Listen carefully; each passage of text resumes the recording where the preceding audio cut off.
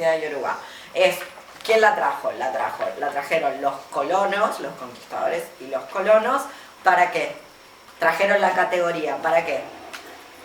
Que en principio para generar ese binarismo entre hombre y mujer. Para ejercer su dominio Y en para la ejercer zona. su dominio, exactamente. Porque la mujer en Occidente, ¿cómo está connotada? Como Inferior. Como subordinada, como lo otro, como el otro, como inferior, como subordinada jerárquicamente. Entonces debieron de traer la categoría, la importaron, la trajeron hasta el continente africano y hasta la sociedad yoruba, justamente para luego poder excluir a la mujer yoruba. Y por supuesto, estos son, no se piensen que está Maquiavelo o el señor Burns Claro, atrás eso diciendo sí, como excelente. que- Son estrategias de los poderes, o sea, se van tejiendo y se van armando a medida que se van haciendo, como se va dando cuenta solo el organismo qué es lo que le conviene a ese organismo llamado opresión, llamado colonización, qué le conviene para ejercer el poder. En realidad lo que dice es que... Incluso más, perdón una cosita, incluso más.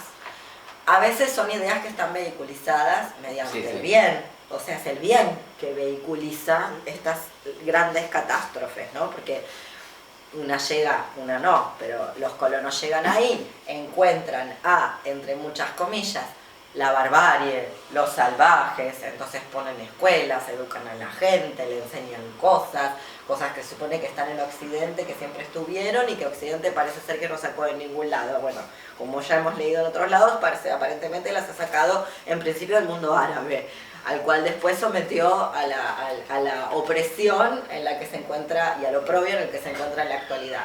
Muy bien, entonces sobre pretexto de que está trayendo todo este orden y progreso, construye estas categorías. Bien, entonces introduce esta categoría mujer que no está en la cultura de la sociedad yoruba y que no está en el idioma, no está en el lenguaje. Muy bien, y con eso puede ejercer, una vez que las construye, las puede excluir. Y eso le permite a su vez un doble movimiento, porque al estar supuestamente excluidas, parece ser que fuera la cultura originaria la que las excluyó. Entonces cualquier movimiento por ingresarlas de nuevo a la política parece traída por Occidente. O sea, Occidente excluye, produce esa exclusión y luego se presenta como la inclusora, cuando en realidad, exacto, como la salvadora, como decía Sirin Sibay, o sea, la blanquitud se presenta como salvadora cuando es ella misma la perpetradora de los hechos. Muy bien, esa es una de las hipótesis. ¿Cuáles son las otras? Esa yo diría la hipótesis principal. ¿Qué más? ¿Qué más habíamos visto? Que desde la academia hay un proceso, no sé si solo desde la academia, desde el conocimiento sobre esta sociedad producida en Occidente, y desde la academia también, hay un proceso de engenerización de la historia yoruba, que se inscribe también en esta idea que sostiene parte del feminismo occidental, que es que el patriarcado es ahistórico y que siempre hubo un desequilibrio entre las mujeres y los hombres. Porque, a un paréntesis, para agregar algo que estás diciendo, el género es la categoría fundante, o una de las categorías fundantes y primordiales de Occidente, pero no así en todas las culturas. Entonces ella lo que trata de rastrear es cómo se produce esta ingenerización de la historia y no solo qué instituciones tuvieron un rol central en este proceso, sino cómo también a través del lenguaje esta generalización se produce. ¿Y qué instituciones tuvieron un rol preponderante, si tuvieras que decir? La imposición del Estado que ejerce Occidente, o sea, la imposición del Estado. No había Estado. Claro, ella en un momento habla del Estado yoruba, y en realidad, bueno, habría que ver qué tipo de organización, qué nombre le ponemos o qué nombre le daban ellos y qué concepto tenían sobre ese sistema. Pero no solo el Estado y todo lo que tiene que ver con el desarrollo de una burocracia colonial, Colonial estatal, sino también el rol de las iglesias, las escuelas. y las escuelas. Muy bien, y el Estado empieza, esto es súper importante para nuestros debates en un territorio como el que estamos nosotras alojadas, que está occidentalizado, porque la gente cree que el Estado regule es como la panacea de, no sé, y el evitar todos los males, va a ser la solución a todos nuestros males. Y lo que está demostrando el análisis de Yoegumi es que ¿qué empieza a controlar este Estado patriarcal, occidental o centrado, colono? En principio el matrimonio, La familia, el acceso a la riqueza, el acceso a la riqueza, a la la tierra, tierra, linaje, divorcio, ¿qué más? Los Aborto. cuerpos. Todo esto lo empieza a controlar. Todo esto no participaba, ni siquiera participaban las figuras de poder. O sea, ni siquiera participaba, esto era casi una decisión, depende cuál, ¿no? Pero entre linajes. Entre linajes. O sea, no había un referente extra familia. Esto individuo. no. Y esto es la demostración de que el patriarcado no era estructural. Que tal vez podía haber momentos de misoginia y de machismo, que llamaríamos desde nuestro idioma misoginia y machismo, pero es muy diferente que sea estructural. Estructural es lo que acaba de pasar con Micaela Baratini. Eso es estructural. Sobre texto de la igualdad, porque la invocación ahí es la igualdad. Entonces, imaginar que puede haber opresión de género inversa es como suponer que hay racismo inverso, o sea, es un disparate. Bueno, exacto, por eso empecé hablando de la suequita esta, estúpida.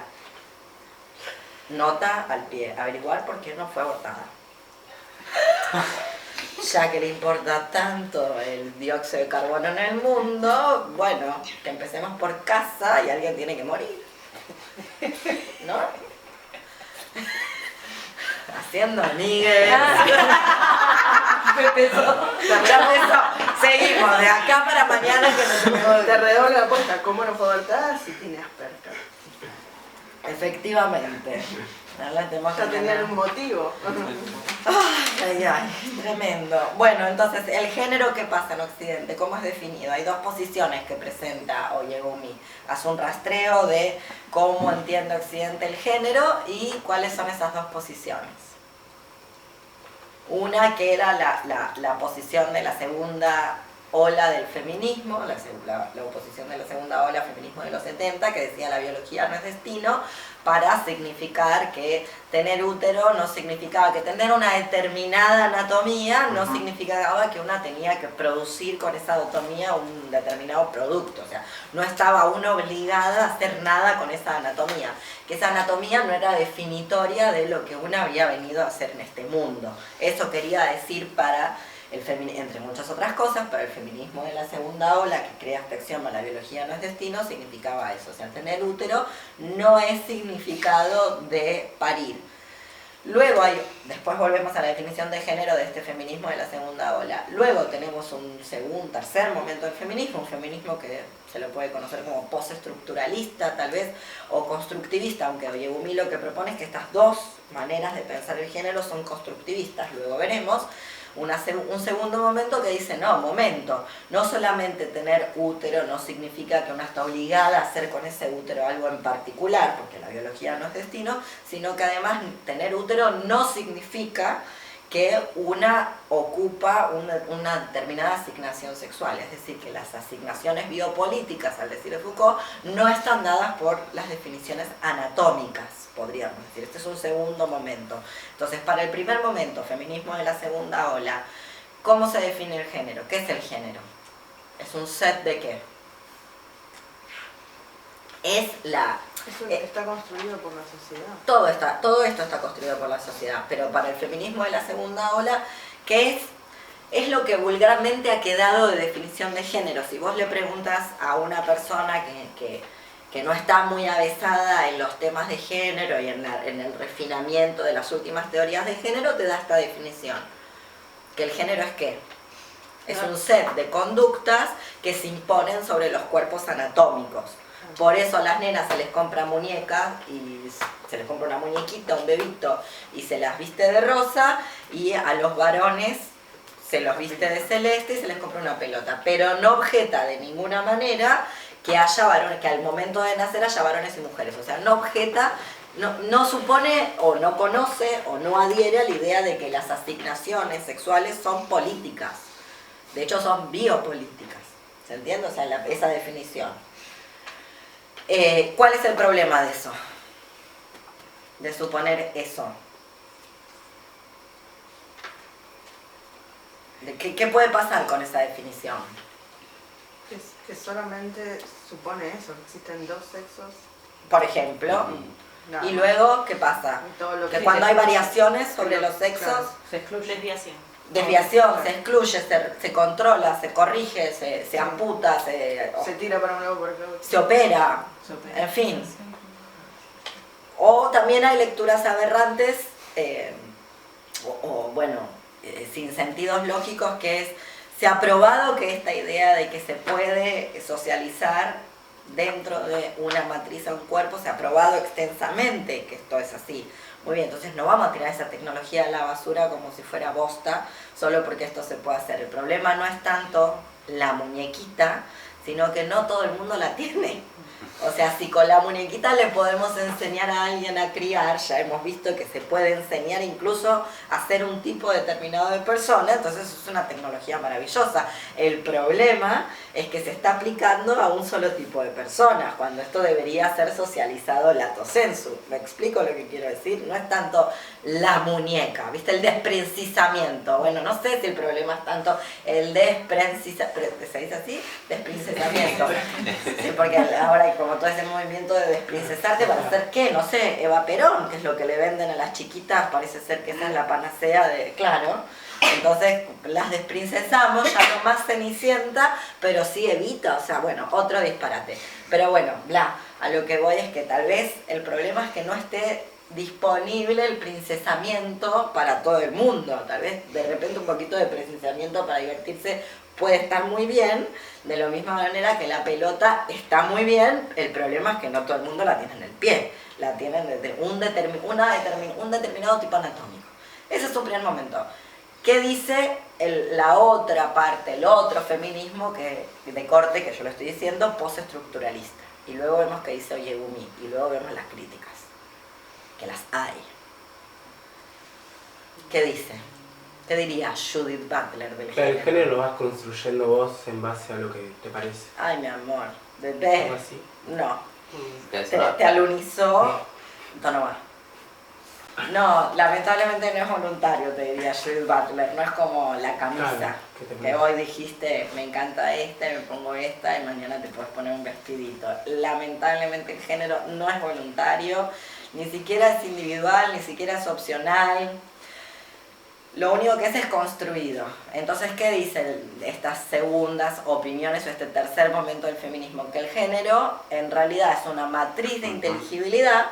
No lo dice así Judith Butler, esto lo digo yo. Esa matriz de inteligibilidad no vuela en el éter. Esa matriz de inteligibilidad, según cierta corriente que yo sigo, por eso el libro de Vitiki Espinosa, surge de, a mi modo de ver, la heterosexualidad como régimen político. Hay un régimen político que hace lo mismo, produce las mismas operaciones coloniales sobre las lenguas que producen, que ya vimos en el libro de Oyegumi, sobre la sociedad yoruba, las mismas operaciones coloniales, y esa matriz de inteligibilidad heterosexual tiene un tipo determinado de género que construye materialmente los cuerpos.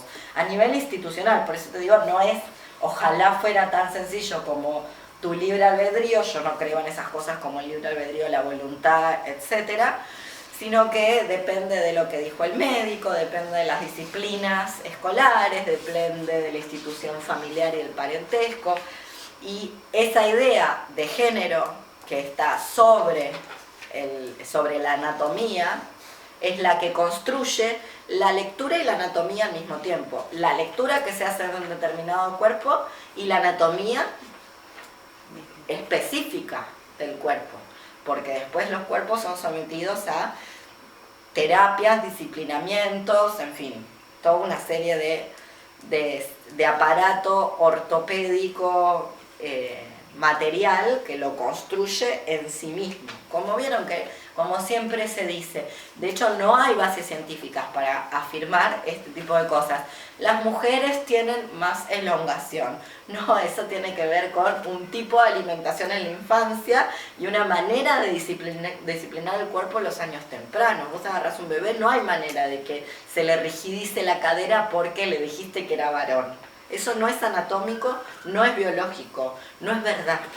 Eso es una producción sobre un cuerpo. Efectivamente, luego, esos que dijiste que eran hombres, a los 20 años tienen la cadera soldada. Pero no porque naturalmente una podría decir, va a venir que la que me venga las madrecitas Merch del bien a decirme, efectivamente la cresta ilíaca en el momento del parto se puede llegar a correr 10 centímetros, no es poco, 5 de cada lado, una gilada así, sí se mueve, se disloca la cadera.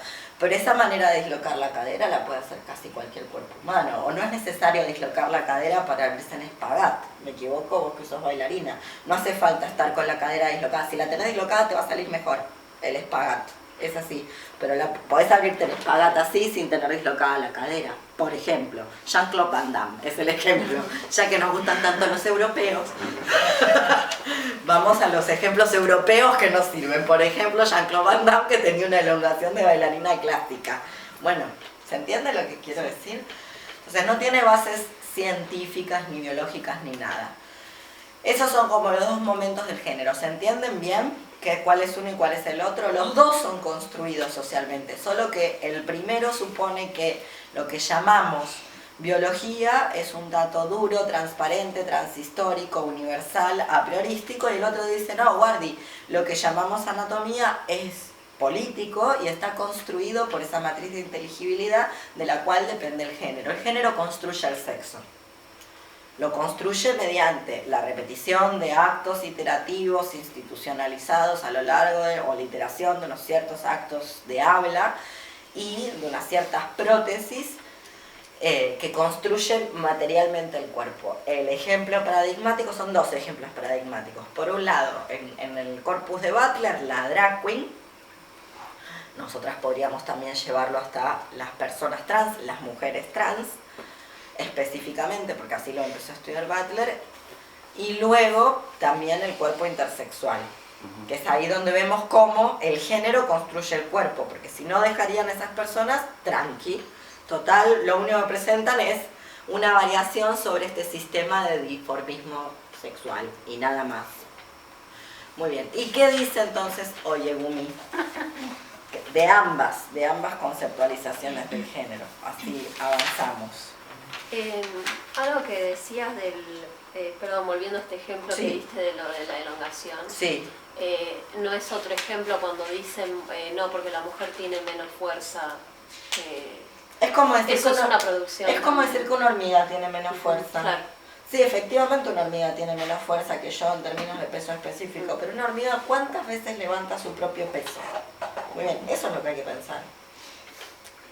Y luego, sí, si vos comparás cuánto puede hipertrofiar la masa muscular un cuerpo asignado a varón, bueno, tal vez, te lo concedo, pueda llegar a ser más. Pero ¿cuál es su relación peso-potencia y de qué depende esa hipertrofia? Esa hipertrofia no se logra naturalmente. No existe el cuerpo natural, es una mentira, ningún cuerpo es natural. Ni siquiera esos cuerpos que no vemos intervenidos por el aparato disciplinar deportivo es natural. Eso que después se nos vende como el cuerpo natural son cuerpos expuestos a ciertas disciplinas para que sean cuerpos de mujer. Si no, no serían así. Las amazonas no se veían así. Las griegas, las espartanas no se veían así. Eso es lo que estoy intentando decir. No existe, no sé si es mejor o peor, no lo sé.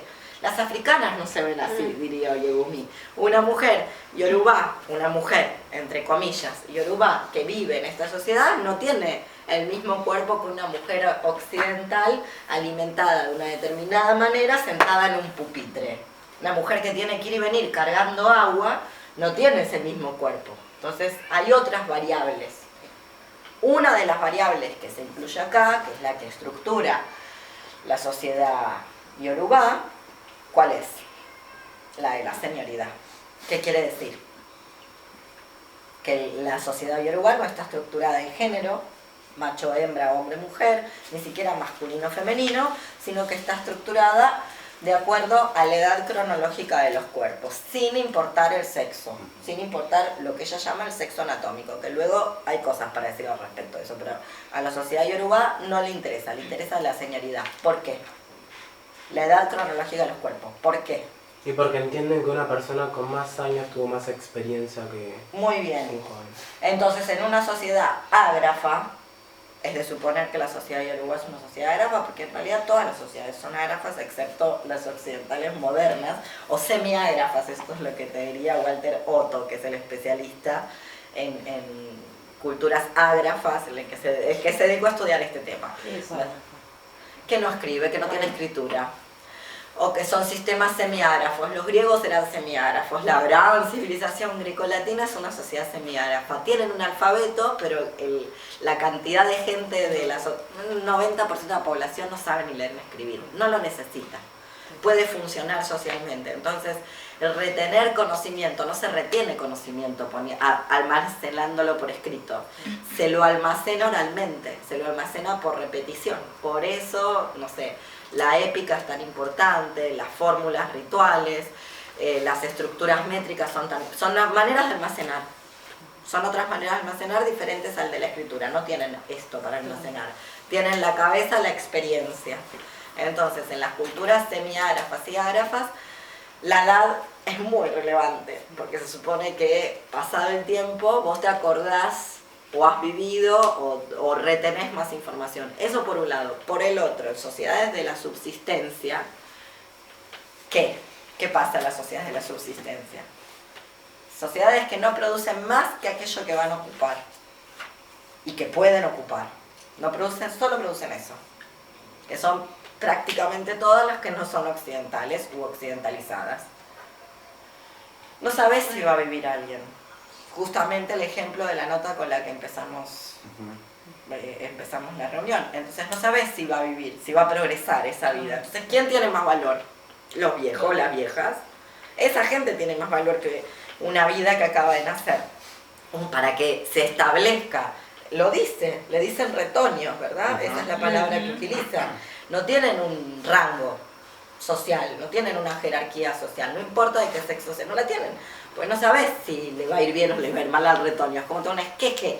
Puede andar bien, puede andar mal. Y bueno, si se muere, desgracia, ya lo sabemos, pero más desgracia que se te muera la única persona que se acuerda qué hacer ante determinadas modificaciones climáticas, o aquella que tiene el conocimiento más ancestral porque es la que tiene más años. Entonces la señoridad tampoco tiene que ver con una idea completamente arbitraria de que hay que respetar, como nos dicen en Occidente, hay que respetar a los mayores, sino con que los mayores y las mayores tienen un conocimiento que una persona que acaba de nacer, no son sociedades orientadas hacia el futurismo reproductivo, son sociedades orientadas en la presencia, lo que está acá, aquí y ahora. Algo de lo relacional también. Sí, y de la presencia no tiene que ver con el futuro. De hecho, fíjate que todas las invocaciones occidentales son hacia el futuro en vez de el aquí y ahora. A mí no me interesa hablar de que le robamos el futuro a la niña sueca Greta, porque la verdad es que en Bangladesh nadie tiene futuro, ningún chiquito de Bangladesh tiene futuro, y anda a preguntar acá en el tercer cordón del conurbano bonaerense. Entonces, hablemos del presente. La verdad es que el futuro de una nena sueca me chupa un huevo. ¿Para qué la voy a engañar? No es mi incumbencia, la verdad. Es como, tiene que ver con eso, son sociedades orientadas al presente. En el presente lo que importa son los que están vivos. En sociedades donde el aborto es un método anticonceptivo, vivo estás a los 30 años. Antes te podés morir. No, estoy exagerando, pero 5 ponele. Como hasta los 5 sos medio como un feto medio formal. Griegos, ¿no? También. Un canguro.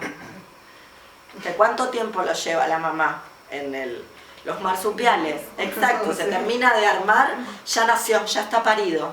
Pero en realidad la cría cangura, hay un momento donde está en la bolsita de la mamá cangura y otro momento donde está saltando con todos los otros canguros. Canguro bien formado es el que está saltando.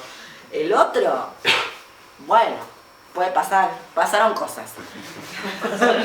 Pueden pasar cosas, muy bien. Por eso la señoridad. La señoridad no tiene que ver tampoco, no está del todo explicado en el texto, porque bueno, ningún texto lo explica todo, pero la señoridad no tiene que ver tampoco con un principio completamente arbitrario, sino con cómo adquirir conocimiento, cómo conservarlo, la importancia, obviamente. Un sistema inmune de una persona de 25 años no es el sistema inmune de una persona de 6, no es el mismo. Bueno, tiene que ver con esos factores. Por eso la importancia. ¿Qué más? Eso con respecto al género. ¿Y qué críticas entonces le hace Oyegumi al género macho-hembra occidental? Que ella dice que es inherente esta definición de género, o sea, el género basado en el dimorfismo sexual es inherente a las conceptualizaciones occidentales, con lo cual el binomio o su control. Si puede tener que ver con otras cosas y que otras sociedades le dan la preeminencia a otros sentidos. Por ejemplo, ellos al tema del oído. Entonces, que eso hace que se tengan en cuenta otras y nuevamente, ¿por qué les características? interesa el oído sobre la visión? Porque Porque ¿qué puede hacer el oído que la visión no puede hacer? dice que el oído no puede doblar, que el oído Exacto. puede doblar una esquina, por ejemplo, y la visión no. La visión es limitada. En cambio, el oído es mucho más amplio. Y ahora pensemos incluso en la nota con la que comenzamos el encuentro. En sociedades que viven en regiones donde tal vez no puedas ver, Es una cuestión de supervivencia. es una cuestión de supervivencia manejarse con otros sentidos. Adentro de la selva lo que vos puedes ver es muy poco. No da la luz, los árboles son muy frondosos, la luz está muy arriba, la verdad es que abajo para que se conserve la humedad, tanto de la jungla como del bosque, tienen que estar muy arriba los árboles, por ende no quema el suelo y tienen una cantidad de hojitas y demás, y es muy frondoso, no ves lejos. Muy bien, entonces ¿cómo te ubicás? Por el oído. ¿Cómo descubrís si alguien se perdió dónde está o si está siguiendo a alguien? Por el oído. Es una cuestión de supervivencia. Como la de la edad y la conservación del conocimiento. Los afectos están puestos de otra manera, no tienen que ver, porque no tienen la idea de el progreso hacia adelante, el avance, no tienen ese mito, es aquí ahora. Entonces para el aquí ahora la vista te sirve un poco, tanto no te sirve. Por eso casi todo, no solamente África, no solamente la Yoruba, los arqueros zen no tiran del arco con la vista. Lo que los guía, yo no sé nada de arquería zen, pero sé que no es la vista. Por eso se supone, lo tenemos que chequear, pero se supone que un arquero zen puede tirar incluso con los ojos vendados, porque se supone que lo que los guía son otros sentidos. Tiene lógica. El equilibrio no está dado por la vista, está dado por el oído. Lo que te guía en el equilibrio, claro, para tirar con arco y flecha necesitas equilibrio, no vista. El otro día había una chica que se paraba con una mano y tiraba con el pie, y estaba ciega, era como, ¿cómo hace eso? ¿Qué cosa? Era una chica, una acróbata, no sé qué, y se paraba en China. dos palitos, sí, y tiraba con los pies, además de que se doblaba todo, me moría. El equilibrio está dado Está por el bien, oído, está por bien. eso los golpes son al tímpano en el boxeo. Porque para que pierdas el equilibrio, exactamente. Y en realidad dejas de ver si te perdés el oído. Si te impactó acá, empiezas a ver mal. Acá, bueno, puedes ver más, puedes ver menos, pero lo que no te permite ver es dejar de oír, que te lastimen el tímpano. Bueno, los gatos. ¿Eh? Los gatos ahí, ¿Y sí? los gatitos, o sea, como que sí. Y entonces, ¿por qué dice Oyegumi? Están las dos palabras. Hay dos palabras que están generizadas, entre muchas comillas. Pero ¿por qué no se las puede traducir o no es, no sería correcto y conveniente traducir Obinrin por hombre, o mujer, perdón, Obinrin por mujer y Okunrin por hombre? ¿Qué dice Oyegumi? Que esas, No, sí, habla vos. que esas palabras tienen que ver con una cuestión anatómica, pero que la carga social que le da esa sociedad a esa cuestión anatómica no tiene las implicancias que tiene para nuestra sociedad. Que son hacer tres, referencia. a saber. Lo de la... ¿Qué es mujer? ¿Qué es Inferioridad. mujer en Occidente? Que no tiene pene. que no tiene pene, ¿Qué más? que tiene una relación de inferioridad. Que tiene una relación de inferioridad o de envidia con ese pene. ¿Y cuál más? Que no participa en espacios públicos. Esas cosas maravillosas que produce la pequeña niña sueca de las juventudes hitlerianas. Escuché a una que no sé si quería estudiar administración de empresas para tener una empresa green friendly o quería manifestarse contra el cambio climático. La verdad es que no sé si iba a anotar a la UADE o qué, no la terminé de entender, que decía qué terrible que una chica tan joven no pudiera estar en su casa estudiando y tuviera que salir a manifestarse. Eso es una mujer, alguien que está en el espacio doméstico. En una sociedad que ni siquiera tiene una casita de familia nuclear, no hay espacio doméstico. Hay espacio íntimo, de linaje, y hay espacio comunitario externo, y bueno, y después está la selva, qué sé yo. ¿Se entiende? No hay espacio doméstico, porque no hay mujer doméstica, porque la mujer doméstica Occidente también la salió a construir a punta de inquisición y fuego, o sea, así se construyó. No existía en Occidente tampoco la mujer doméstica, ¿eh? Las mujeres no eran domésticas, eso no quiere decir que no había conflictos u opresiones, pero no existía la mujer doméstica, que se tenía que quedar en el hogar criando a los hijos. Entonces, nuevamente, en lugares donde la crianza es grupal y el espacio es comunitario, ¿qué domesticidad puedes tener? No existe. Entonces no se la puede definir esta palabra, que sí tiene que ver con la capacidad de reproducir. Acá es donde el texto, yo digo, me empieza a hacer ruido, porque no hay mayor hecho biológico que la reproducción. Entonces, ¿sabe lo que yo siento de este texto? Este texto es una muy buena idea de texto, es un texto que ha logrado grandes cosas, que tiene momentos complicados. Este es uno, porque sí, la capacidad de reproducir organiza un sistema sexogénero, por lo que me está describiendo acá Oyegumi. Claro. No es visual, estamos de acuerdo. No tiene las mismas características, pero sigue estando Exacto, en la... sigue estando. Por eso Butler, ya que lo cita, dice lo que dice. ¿Qué decía en el texto Butler ya? Cuando está la cita de este texto. Decía, sociedades que se han organizado de otra manera, que no podemos romantizar, pero que tampoco podemos desconocer. Ahora, que no me venga a decir que esto no tiene un sistema sexogénero, porque sí lo tiene. No es la variable primordial como la es en nuestra cultura, o en la cultura occidental que nos ha colonizado, y no es primordialmente visual, pero sí lo tiene. Si no, Ovin Rin no haría referencia a la aparición, a parir, y sí lo hace. Ahí es donde se demuestra que es un rasgo de las culturas, yo diría, de las que conozco ágrafas y las que conozco no occidentales. ¿Se entiende lo que quiero decir? Sí.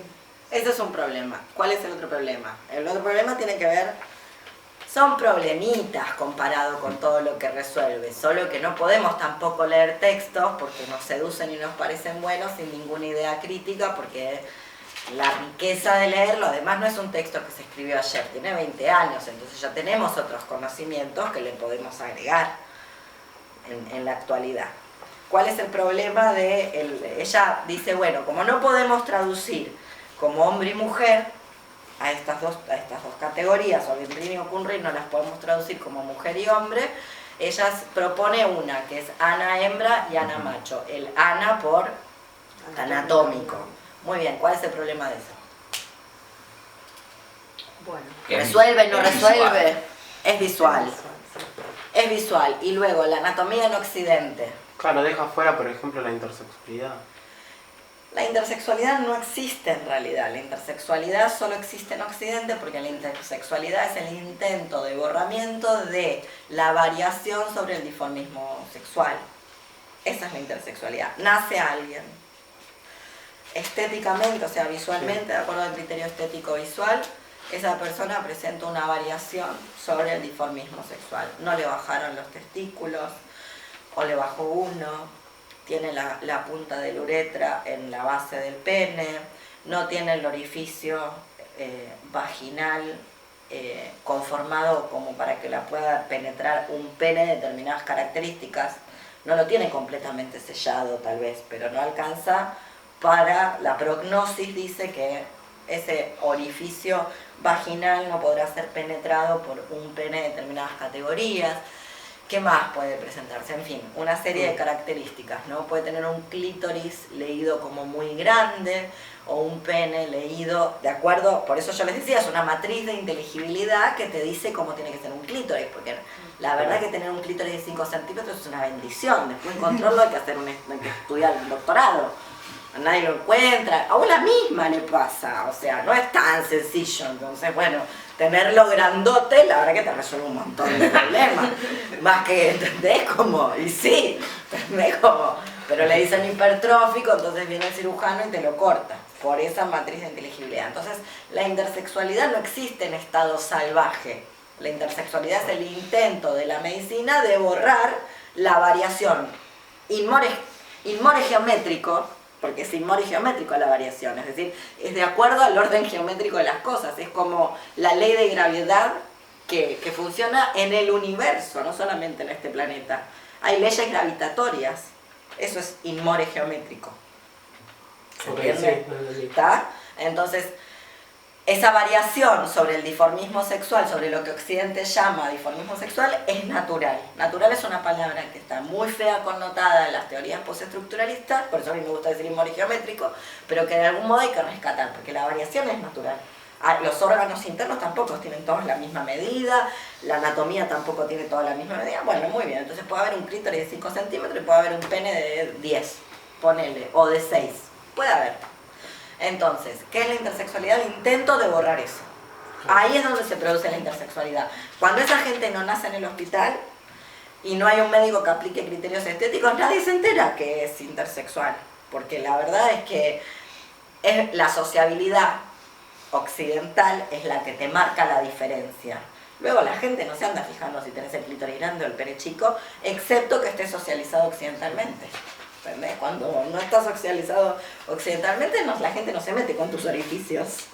O qué tamaño tienen las cosas, o si los huevos te bajaron o no te bajaron, los tenés adentro o los tenés afuera.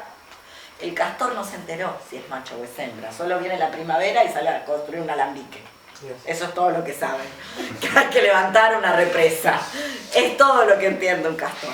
Muy bien. Es más un mundo. Claro, en el antropocentrismo lo que no se diga humano tiene muy mala prensa, pero la realidad es que este mundo existió sin los humanos, o por lo menos sin estos humanos que somos ahora, más o menos bien, sin generar grandes catástrofes durante mucho tiempo. Así que ese mundo que no es tan humano, la verdad que es piola. Volvemos. Entonces, para mí es importante esto, la intersexualidad no existe en estado salvaje, es el intento de la medicina de borrarlo. Los griegos le dicen hermafrodito y sienten que es una señal divina, porque ahí se manifestaron dos divinidades y no se toca ese cuerpo, no tiene que ser alterado, ¿qué es? Hombre, mujer, y no, es una señal divina, punto. Ahora, como todo el mundo sabe, una persona con variación sobre el estándar de dimorfismo sexual puede reproducirse, entonces eso es lo que no está estudiado en este texto. Ni tampoco está estudiado el vocabulario sexual, que el vocabulario sexual del coito reproductivo y del placer sexual tira muchos datos al respecto de los protocolos sexuales, tampoco está estudiado. No dice nada al respecto, ni una palabra. Yo quisiera, tienen sexo, yo quisiera saber qué se dicen en la intimidad, porque en general la gente habla cuando tiene sexo, desde que el tiempo es tiempo. Entonces, ¿Cómo plantean las imágenes mentales, sexuales y lo que se dice sexualmente? Eso nos permitiría entender, así como analizó la del parentesco, sería piola saber qué se dice en los protocolos sexuales. Digo porque lo estoy tomando de otros conocimientos de cultura, como están apropiadas por Occidente, que sí están estudiadas y que arrojan datos al respecto de cómo Occidente construyó a posteriori el dimorfismo sexual. ¿Se entiende lo que quiero decir? Sí. Igual me pregunto también cómo es posible hacer un estudio de eso que no esté otra vez atravesado por esta matriz colonial que le dio un lugar determinado a las hembras y a los anamachos, no sé. Es como que, ¿cómo podrías, lo pienso metodológicamente, digamos, cómo vuelvo a 1800? Es como, O antes. O antes, ¿sí? Por poner, digamos, como, o sea, lo que vos puedas encontrar hoy, aunque no sea totalmente occidental, no va a dejar de estar atravesado por eso. Y me pregunto, bueno, tal vez Oyegumi tenga como más respuestas para eso, pero digo, ¿cómo deberías? En esto de la intimidad, de la construcción de las Yo los relaciones. ejemplos que te puedo dar son los ejemplos de ejemplos grecolatinos. Por ejemplo, una de las grandes operaciones político-simbólicas desde el romanticismo alemán, que construyen la idea de que esa es la cuna de la civilización, aunque el mundo grecolatino no era ni siquiera centro en su época, era una de las potencias de su época, pero no era la única ni era el centro, son los alemanes del periodo romántico en adelante, ¿verdad? Como ya hemos visto y ya hemos estudiado. Muy bien. Una de las grandes operaciones es decirle a la paideia ateniense y al sistema del erómenos y el erastés, o sea, de que hay un hombre adulto de más de 25 años que intenta seducir a otro que tiene entre 12 y 19 años, lo intenta seducir sexualmente y el otro tiene que intentar no ceder, pero puede ocasionalmente ceder, decirle a eso sistema homosexual. Eso es una gran operación política. El mundo griego tiene una categoría de lo que hoy podríamos decir, su análogo sería la marica. La marica, que ya sabemos, a las pruebas nos remitimos, está en vías de desaparición dado la homonorma y la heteronorma de la cual abreva esa homonorma. Esa persona en griego se dice kiunaidos. Kiunaidos, que viene de kiunesis, movimientos, de kinesis, bueno, kinesiología, quedó ahí. El kiunaidos baila en los banquetes, baila, toca instrumentos. Y es la única persona en el mundo griego clásico, o sea, siglo V, que, ¿cómo decirte?, que tiene un rol social de, podría ser un prostituto, podría ser un entretenedor de eventos, pero que es sexualmente pasivo. O sea, pone el culo. Esa es su función social, poner el culo. Es muy distinto que decirle al sistema del erastés y el erómenos homosexualidad, porque si vos le decís a ese sistema que funciona en Atenas, donde este hombre adulto intenta seducir al pequeño, que tiene entre 12 y 19, o sea, hasta que le sale el pelo en el cuerpo y en la cara, hasta ahí puede tener actividades sexuales como pasivo. Lo que organiza en el mundo griego y en el mundo romano el protocolo sexual es el lugar que tiene el cuerpo. Si recibís o si das, eso es lo importante para ellos. O sea, entonces, decirle a eso, al erómenos y al erastés, homosexualidad, en realidad se te pega la pedofilia. La pedofilia es un asunto heterosexual. Son los heterosexuales. El problema de la pedofilia es la heterosexualidad, no la homosexualidad. ¿Se entiende lo que quiero decir? No se entendió nada, lo vuelvo a explicar. O sea, cuando vos vas a estudiar griego, te dicen, te hablan de la homosexualidad en el mundo griego. No te hablan del kiunaidos, que podríamos llegar a entenderlo. Te hablan del erómenos y el erastés. Y el erómenos y el erastés, además de que hay mucha diferencia de edad, mucha variación, no son realmente homosexuales, porque van a casarse para reproducirse con una mujer ateniense. Esto es Atenas, siglo V. Tiene fecha y hora. Van a tener una descendencia. Entonces no son, en la homosexualidad en nuestro mundo occidental de la modernidad, vos tenés que, de una vez y para siempre, salir del closet y elegir tu preferencia sexual. Un griego nunca tuvo que hacer eso. Nunca tuvo que elegir. Tiene a sus esclavos, tiene a sus esclavas, tiene a su legítima esposa ateniense, puede tener una pala que es una concubina, puede ir a las etairas, puede ir a las pornai, si quiere. Mientras sea libre y lo pueda pagar. ¿Bien? ¿Hasta ahí vamos?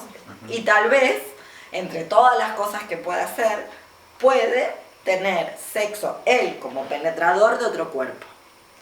Luego hay una institución que tiene que ver con enseñarle a la juventud masculina el autocontrol, el autogobierno, que para la Atenas democrática es muy importante. Estaba esta institución, dada por un hombre de mayor edad, que intenta, mediante regalos, conocimientos, seducción erótica, seducir a un joven que tiene entre 12 y 19 años, es decir, no tiene pelo en el cuerpo, con lo cual está en el mundo de lo femenino. La diferencia entre un mundo y otro tiene que ver con la pilosidad, con el mundo actual un poco. ese sentido, no todo, eso. La pilosidad corporal. Una vez que salía pilosidad corporal, ya no estaba bien visto. Bien visto, no había leyes que lo prohibieran. Sófocles vivió toda su vida, y murió a los 70 y pico de años, toda su vida vivió con un hombre. Pero bueno, era Sófocles, tal vez se lo permitieron porque era Sófocles, no era cualquiera. No obstante, hay un momento de tu vida donde vos podés, donde te tiene que, el mundo ateniense te quiere enseñar, le quiere enseñar a los jóvenes hombres a autocontrolarse y a autogobernarse. Entonces, mediante esa institución, la paideia, te enseña el autocontrol. ¿Cómo te lo enseña? Intentando hacerte ceder sexualmente ante el estímulo de otro hombre. Si vos cedés, no pasa nada en esa fecha, entre los 12 y los 19 años, que está para que vos aprendas a autogobernarte. Y esa fecha es lo que puede hacer que un hombre de 25 años o más te intente seducir. Decirle a esa organización social, lo que yo estoy escribiendo es una organización social, decirle a eso, trasladarle nuestra organización sexogenérica, es poner la pedofilia ateniense del lado de la homosexualidad moderna. Y eso es lo que piensa Mirta Legrand, pese a que ahora diga que no. Por eso hasta hace poco dice, ay, pero no es raro que un hombre críe un chico solo, pero no será que les gustan los nenes. ¿Sabes? Así piensa Mirta. ¿Se entiende lo que quiero decir? No obstante, está la categoría, porque vos puedes ser un Q-Nidos, incluso es un trabajo, te pagan. Vas al banquete, bailás, haces una danza como la 7 velos, tocas una flauta, y quizás te vas con un hombre a que te practique él a vos sexo anal, porque ese es tu trabajo, sos un Q-Nidos. Pero un hombre griego jamás tuvo que salir del closet, hoy soy homosexual, nunca más toco una mujer. No funciona así. Tiene que ver con la organización de identidades sexuales, están organizadas de acuerdo a tu función social, no a tu sexo anatómico, como esto, un poco relacionado con esto, a tu función social, y no es excluyente. O sea, vos podés practicarle sexo anal a un Q-Nidos y después podés ir a practicar sexo vaginal a una mujer. Y nadie te va a decir, maricón, puto, la puntita, ¿entendés? Como la torre, nada, no va a pasar nada. Nada. Nada de nada.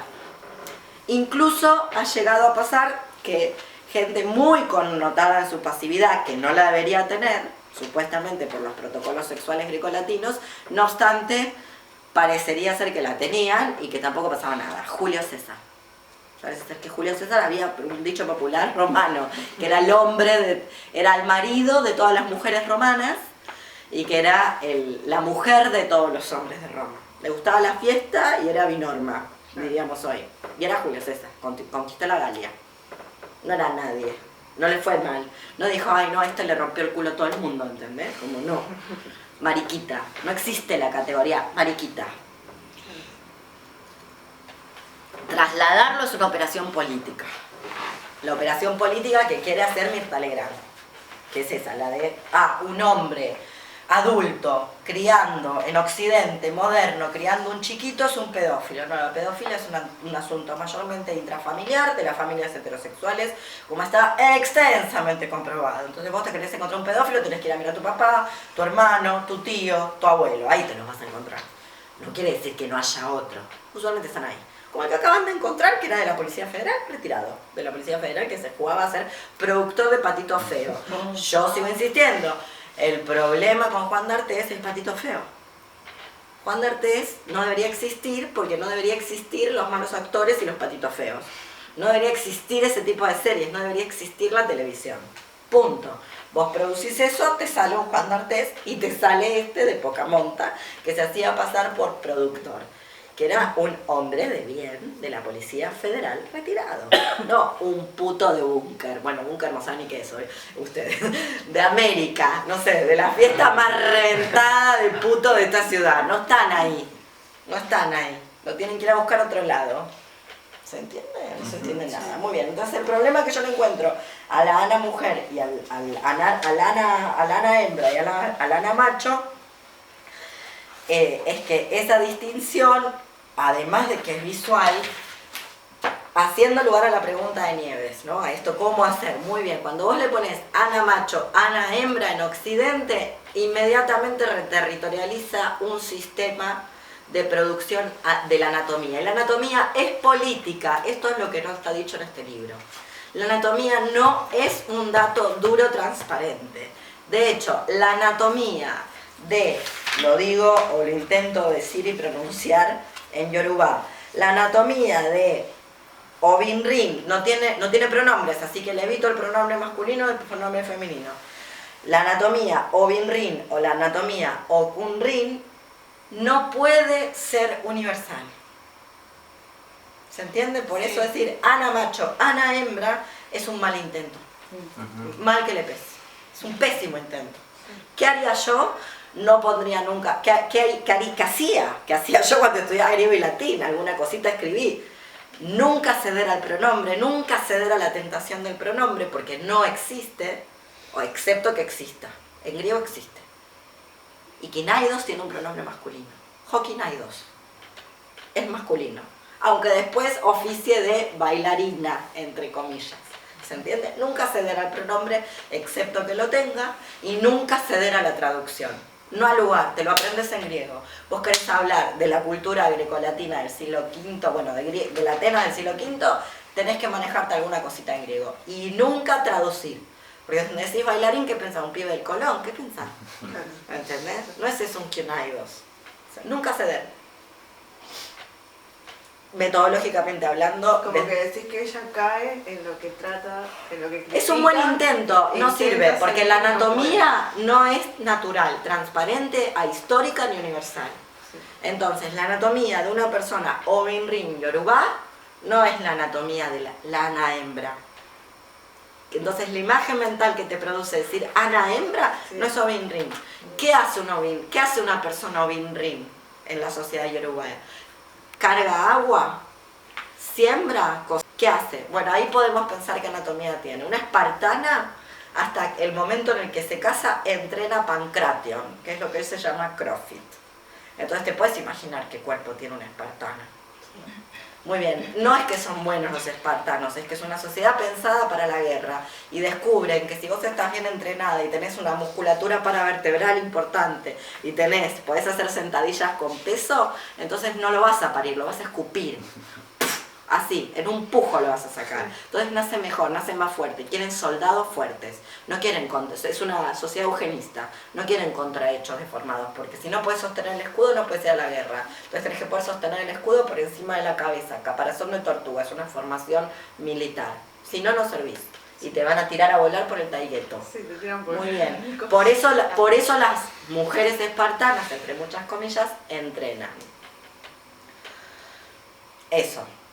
Efectivamente, Guioné no está dado por si tenés o no vulva, aunque se supone que sí la tenías, porque Guioné está dado por casarse y tener hijos.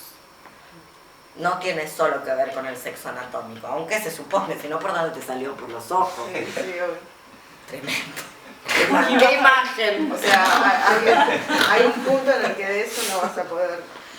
No lo sé, solo que digo, cuando decís ana macho, ana hembra, ya te produjo una imagen mental y ya supones que la anatomía no está construida políticamente. Y la anatomía, hay pocas cosas menos construidas o más construidas, pocas cosas que estén más construidas políticamente que la anatomía. La anatomía es una de ellas, está muy políticamente construida.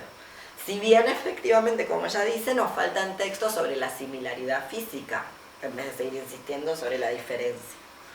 Pero la anatomía es un hecho político, no hay un cuerpo natural universal. Lo que sí es muy interesante, me parece que ahí metió un gol, que está muy bien, es justamente el hecho de que si el género es una construcción, ¿por qué se manifiesta? Ya sea una construcción, un set de conductas que se imponen sobre un cuerpo anatómico, connotado, como ya sabemos, mujer, falta de pene, envidia al pene y no participación en la política del espacio público, que eso es mujer más o menos en Occidente, ya sea que el género es la matriz de inteligibilidad donde se construyen materialmente los cuerpos, ya sea una o la otra, las dos están dando cuenta del género como una construcción social. Si el género es una construcción social, entonces no debería ser universal, no es local. Si es universal es porque hay operaciones coloniales. ¿Cuál podría ser la propuesta? Justamente, Spinoza. Habla de potencias. Los cuerpos tienen potencias, no tienen anatomía. O la anatomía debería estar pensada desde la potencia. ¿Cuál es la potencia de un cuerpo que no puede parir? Bueno, tal vez no es la potencia de esta mujer socialmente construida por Occidente. La potencia no tiene género. ¿Se entiende? La potencia no tiene género. Es lo que puede un cuerpo. Entonces, hay que ver la potencia. Por eso un chita tiene la potencia de un antílope, pese a que se lo come. Son animales que corren rápido. Y un pony tiene la potencia de un perro. Aunque a los ponis no les gusta vivir cerca de los perros porque se asustan. ¿Se entiende? Pues es un doméstico chiquito, o un perrito. Tiene el tamaño de un perro. ¿Se entiende lo que quiero decir? La potencia no está dada por tu anatomía. Hay que salir del mundo anatómico. Yo que le diría a Oyegumi, hay que salir del mundo anatómico. Vos querés enterarte, hay que salir del mundo anatómico, hay que ir al mundo de la potencia. Un kionidos en griego tiene un pronombre masculino, no obstante no es un hombre. Solo tiene la masculinidad del pronombre, pero no es un hombre. Es más cercano a la potencia a una mujer. De hecho hace las mismas cosas que una taira en un banquete, o similares. Entretener. ¿Se entiende mejor? Bueno, igual no quiere decir nada eso, no quiere decir este texto choto, por el contrario, nos permite pensar todas estas cosas. Podríamos preguntarnos cuál es el lugar de una anaembra que no puede tener hijos. No lo sabemos, por eso yo me preguntaba por los protocolos sexuales. No dar cuenta de los protocolos sexuales me parece muy complicado en un texto. No hay ni una palabra, solo están los protocolos de reproducción y de formación de parentesco. Alguna cosita sobre los protocolos sexuales tiene que haber. No sabemos nada al respecto. Bueno, ¿qué más? Yo me parece que sería, o sea, entiendo, Obinrin no equivale a hembra, porque no tiene esas connotaciones, está muy bien. No obstante, sacaría Obinrin de ana hembra. Ponerla en el lugar de ana hembra o Binrin es ya suponer que tiene una anatomía determinada. Entonces ahí viene la pregunta sola. ¿Y si nunca se reproduce? Por el motivo que sea. ¿Qué se considera? ¿Sigue siendo Binrin? Porque en Roma te sacan el carnet. ¿De qué? De mujer. De mujer. También te lo sacan, también te sacan el de hombre si te gusta chupar concha, ¿eh? Porque el cunilingus para los romanos es como comer, es como la acropofagia en nuestro mundo. Es una asquerosidad. Entonces, si vos pusiste mucho la boca en una vulva, aunque seas el más penetrativo de los tipos y tengas 20 hijos, te sacan el de la masculinidad hegemónica. Y te empiezan a tratar como si fueras puto. Por eso digo, los protocolos sexuales arrojan muchos datos sobre cómo se organiza un mundo. Y este libro no dice ni una palabra al respecto. Ni una. Igual, cuando se casaban no pasaban a ser allá, no. ¿Y qué quiere decir eso? Que supuestamente alguien que es allá, además de hacer matrimonio, bueno, además de irse al otro linaje de su pareja, supuestamente va a tener hijos, descendencia. Exacto, pero eso no es un protocolo sexual, eso es una operación de reproducción. Y la gente, en realidad, cuanto más lejos de Occidente estás, más cerca de los... A ver, ¿cómo te lo puedo explicar? Occidente no tiene una ars erótica, tiene una scientia sexualis. Entonces, donde vos te salís más de Occidente, menos reproducción, o sea, no menos reproducción, hay más posibilidades sexuales. Justamente porque la sexualidad no es solo reproductiva. No está esa necesidad de unirla, porque esa necesidad es católica, cristiana. Te doy otro ejemplo. En las sociedades partenogenéticas que no dan cuenta, por ejemplo, la sociedad Agua de la Amazonía, que siempre doy el mismo ejemplo porque es el único que sé en realidad. En la sociedad Agua, donde no saben, saben que, ya conté ya los Agua, siempre cuento lo mismo, pero el público se renueva, decía la chilena. Los Agua tienen un protocolo sexual muy interesante que también está ligado a la reproducción, donde suponen que una mujer embarazada, primero que son polígamas, ellas son polígamas, tienen varios maridos. Entonces ya cuando están embarazadas ya no saben de cuál de todos sus maridos, pueden tener 3, 4 maridos. Pero a su vez hay un protocolo sexual que está hecho por otros motivos, o por lo menos yo así me lo imagino y así me lo explico, que ahora lo vemos. Una mujer agua cree que el feto, el bebé estará mejor formado cuanto más semen reciba durante esos 9 meses de gestación. ¿Tá? Entonces se la pasa cogiendo mientras está embarazada. Como el aborto es un método anticonceptivo, si no quiere pasarse 9 meses cogiendo con toda la tribu, directamente aborte, punto. Si no, luego lo tiene que hacer, es como una medida eugenésica. Esto hay que hacerlo porque en la mentalidad agua el bebé te queda bien si vos te la pusieron todos los de la tribu, ¿entendés? Tiene una lógica, tiene la lógica de una lógica antioccidental, no hay Edipo, tu papá son todos. Por ende la afinidad no tiene que ver con la consanguinidad, porque el semen lo pusieron todos, sino que tiene que ver con la verdadera afinidad, si te llevas o no te llevas bien, si tenés cosas en común, si te gustás con una persona, puedes interactuar bien y un largo etcétera. Luego vivís en una selva, con lo cual cuando se pierde un chiquito, si te va a buscar tu familia nuclear, nunca te van a encontrar, te tiene que salir a buscar todo el grupo, porque es una selva, es la Amazonas. Entonces, justamente, si todos pusieron ahí un granito de arena, digamos que es de suponer que todo el mundo siente que tiene un interés personal, entonces va a salir a buscar a la cría. Con ese tipo de cosas tiene que ver. Entonces, cuando la procreación solo está explicada sin el protocolo sexual, sin la parte del placer sexual, yo ahí veo Occidente. Porque eso lo organizó Occidente, no es universal. Entonces los griegos sabían que tenían que procrear, y los atenienses procrean con ciudadanas atenienses, procrean con otras mujeres también, pero la ateniensidad es matrilineal. Me acordé que hay que decir algo de la matrilineal y la patrilinealidad, que también es otro problema que tiene este libro, o al menos así lo veo yo. Muy bien, entonces cuando los atenienses saben que tienen que procrear para que haya individuos atenienses con un ateniense, pero luego tienen un montón de prácticas, algunas que pueden o no venir con babies, ya se sabe, con un montón de otras personas. Y eso no tiene que ver con una identidad sexual. Porque vos podés tener sexo, te puede encantar tu esclavo, te puedes tener tu esclavo favorito y puedes tener 5 pibes con tu legítima esposa ateniense. De la misma manera que tal vez tenés una palaque. Justamente porque como es la cuna de la filosofía, es uno de los centros históricos de la filosofía griega, se supone que a los atenienses les gustaba hablar de literatura y filosofía y de tragedia, ponele. Y las mujeres atenienses son ágrafas, no saben ni leer ni escribir, no salen del gineceo, no van a hacer ni la compra. Entonces son poco menos que un potus, o un poco más que un potus. Estoy con mal, con los más y los menos, no importa. Entonces, se supone que tal vez le gustaba conversar con alguna señorita sobre, no sé, los presocráticos, ponele. Y bueno, para eso se tuvo que buscar una taira que venga de otra ciudad donde sí las mujeres tienen conocimiento de filosofía y sí pueden llegar a saber leer y escribir y sí pueden participar, no sé, pueden salir de sus casas, cosas que la ateniense no hacía, no salía ni de su casa, no, del lugar que la casa es específico para ellas. ¿Se entiende? Muy bien. Entonces, le falta eso. Lo que yo siento que le falta a este libro es eso.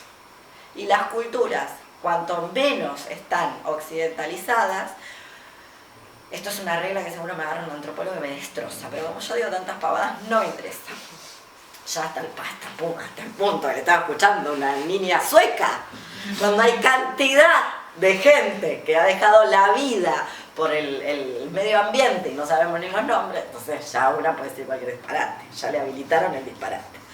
Muy bien, yo te diría así, cuanto menos occidentalizada está la cuestión, más partenogenético es. Entonces el varón tiene menos incidencia en la reproducción, por lo menos el varón como individuo, marido, etc.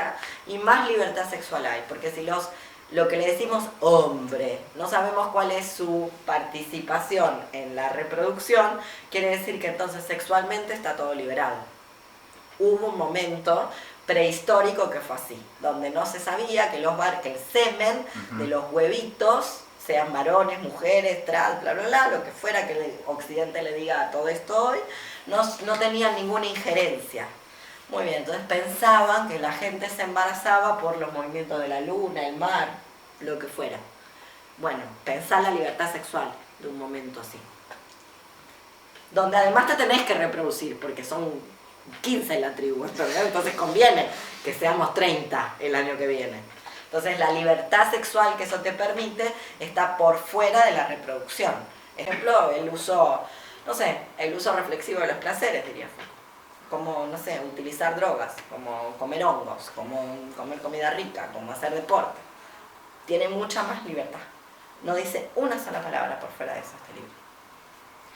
¿Cómo es el tema de la patrilinealidad y la matrilinealidad? Se habrán dado cuenta que intenta insistir sobre que no es una sociedad patrilineal. Y la realidad es que la matrilinealidad no garantiza nada. El ejemplo es Atenas, nuevamente. Atenas es matrilineal. Para ser ateniense hay que nacer de vientre ateniense. No obstante, eso no significa absolutamente nada en cuanto a la libertad de una mujer ateniense. La única manera de ser una mujer libre en Atenas es no ser ateniense. Entonces no tendrás derechos, pero sí tendrás libertades. Es la paradoja, lo que yo llamo la paradoja ateniense. Las únicas que pueden circular pueden y lo hacen y van a los banquetes y seducen hombres y se casan con ellos y participan políticamente. Claro, no pueden participar en la asamblea, cierto, pero sí participan políticamente, tienen mucha injerencia política, son las que no son atenienses. Pero la sociedad es matrilineal. Quien te da la ateniensidad, la ciudadanía ateniense, es una mujer que está encerrada en un gineceo. Entonces matrilineal o patrilineal, porque la reproducción nunca ha liberado a nadie. Entonces a mí me falta la cuestión de los protocolos sexuales por fuera de la reproducción, que los deben tener. Suponer que no los tienen es desconocer el placer. Un poco no deja entrever esto cuando habla, si bien no de la poligamia femenina, sí de la masculina y de lo que dijiste hace un ratito, como de la libertad sexual al tener un... Mostrámelo. ¿Dónde está en el texto? No, sí dice de la poligamia. Mostrámelo. ¿Qué quedamos con estudiar los textos? Capítulo 4 que habla del... Paga esto.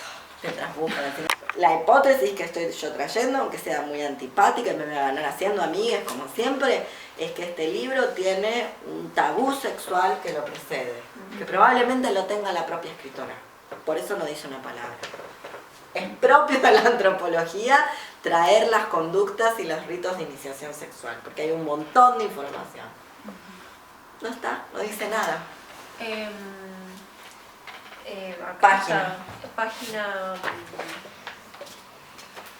Qué difícil lo que me estás poniendo. No es difícil porque es un libro... Por la porquería. ¿Y cómo hacemos? ¿Lo puedo leer? No, necesito la página. Si no, háganse fotocopias de los materiales. 115. Un libro que no se puede citar es un rollo de papiro.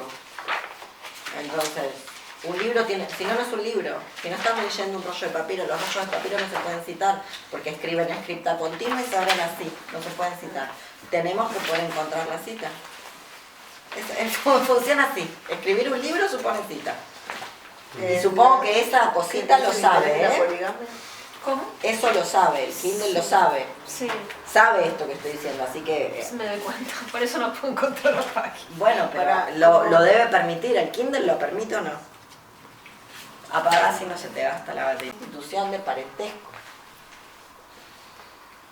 Sí, por eso de esto que decías de, bueno, ¿qué pasa si una Ring no puede gestar?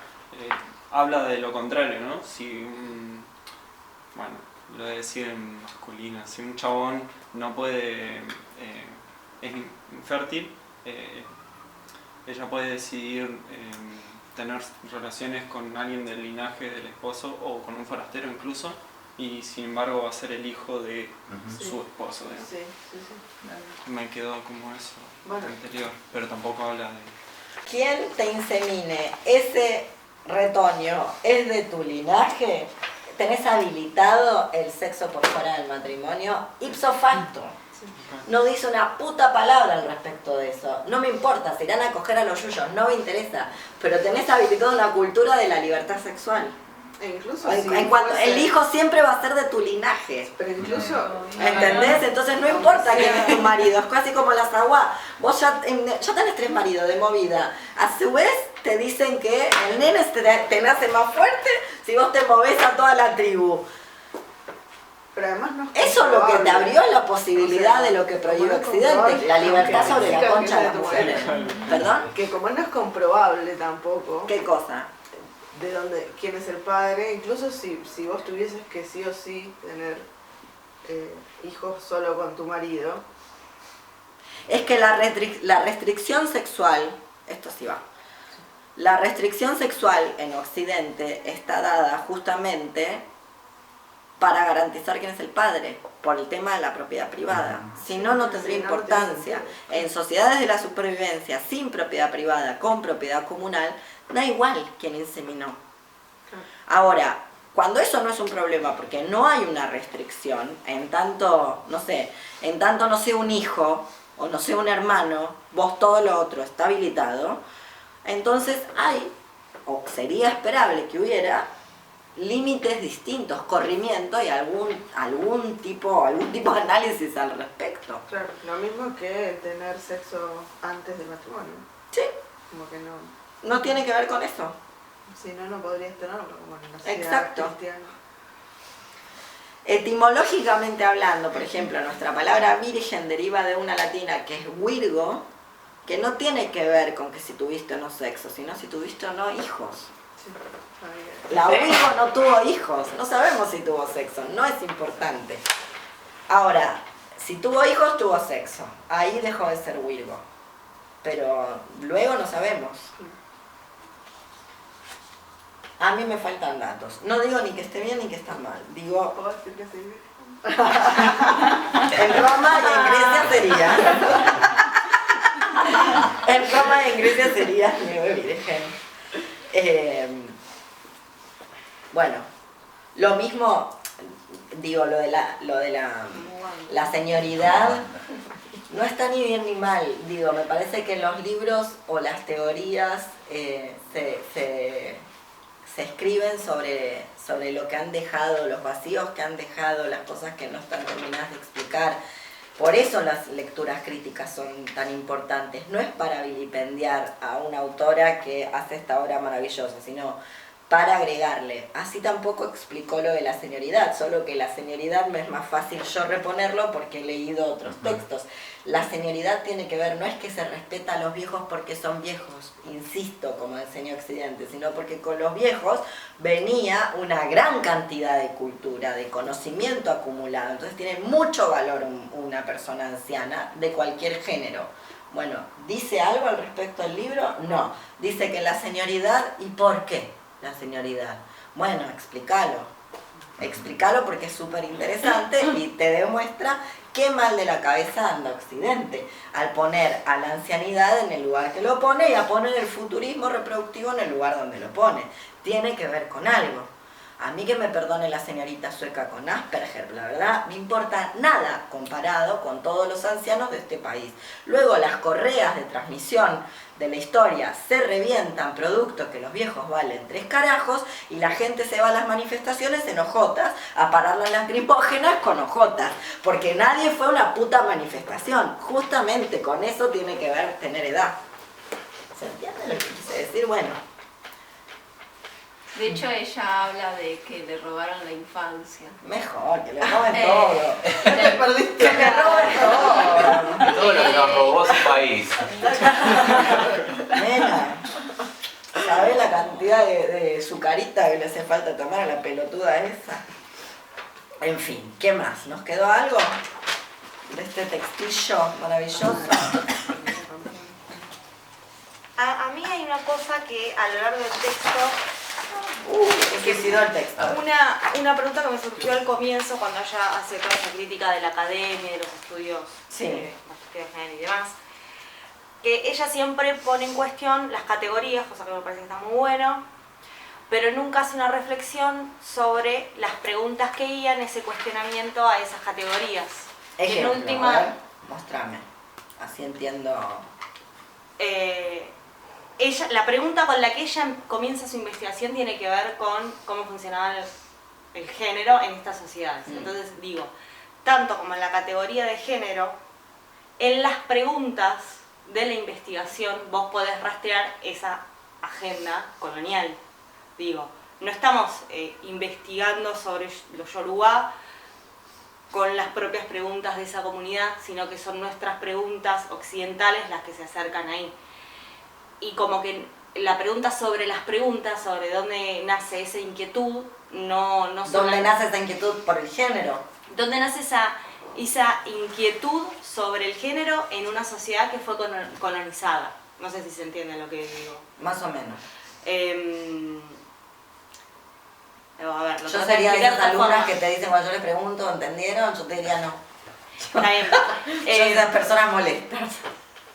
A ver, hay una instancia de crítica a las categorías, pero hay una instancia en donde hay una pregunta que moviliza ese análisis de esas categorías, que tienen que ver dónde se inscribe ella institucionalmente, en dónde estudia, quién financia ese estudio, y digo, preguntarnos sobre las preguntas que mueven las investigaciones también son parte de desandar ese andamiaje colonialista, y ella no lo plantea en el texto.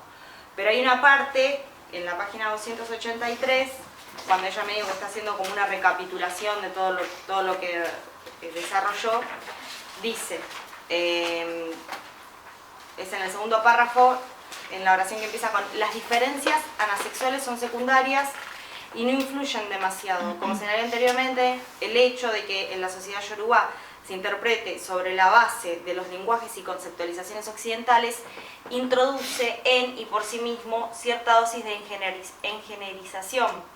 Por ejemplo, el comentario de que el discurso yoruba no tiene género impone necesariamente una forma engenerada de verlo y escucharlo. Después de todo, ¿cómo se diría no engenerado en yoruba? No se trata de una categoría de este lenguaje y solamente tiene sentido dentro de un discurso que forma parte del proceso de ajuste del yoruba al modelo occidental dominante. Digo, el estudio que ella hace también forma parte de este discurso, aunque quiera desandar conceptualmente ese andamiaje. Muy bien, yo lo llevaría a este nivel. Las diferencias anasexuales, el dimorfismo sexual básicamente. El dimorfismo sexual es algo que solamente ves si sos occidental. Claro. No existe en sí mismo, no existe en estado salvaje. Aunque se nos diga que los hombres tienen pene, las mujeres tienen vulva. ¿Entendés? Sí. Sí, coincido. O sea, las diferencias sexuales es occidente. No, uno se mueve de ahí, bueno, y entonces yo no sé si la gente está mirando qué tenés entre las piernas. No ve tal vez diferencias. Tal vez no ve diferencias. Porque no las hay tantas. Y en cuanto empezás a tener otra estética que no es la occidental, efectivamente no las hay. Muchas. ¿Se entiende lo que quiero decir? Si a esto le agregás que la anatomía no es universal y no es natural, a saber cómo se ven estos cuerpos en su cultura originaria. La diferencia está muy marcada en Occidente porque Occidente garantizó la diferencia. La garantiza todos los fucking días. Luego, en otras poblaciones, no es tan evidente.